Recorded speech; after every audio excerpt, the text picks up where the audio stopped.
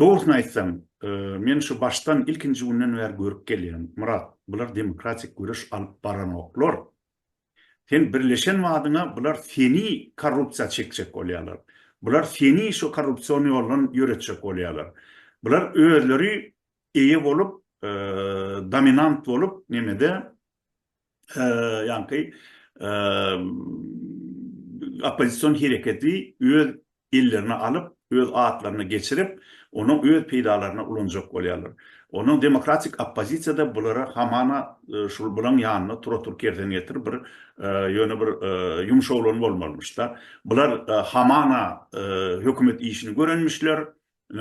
Sapar Klimov, onun deputat Smok Maral Taydan bozuk iyiliň aýalyna gyýdyna gün vermedik kızlar wagtda mer bolan wagtynda Niyazov onu mer edip goýan soň Oçylçyf ikisi şol adamlar ýa bolmasana bir gelli Käriyev diýilen bir ogry korrupsioner 130dan gowrak at satan bary o bir näçe ýylyň içinde türkmeniň gözünün göreji ýaly görýän ahal teka atlaryny satyp şondan millioner bolup gaçyp gaýdan ilki türme düşýär-de.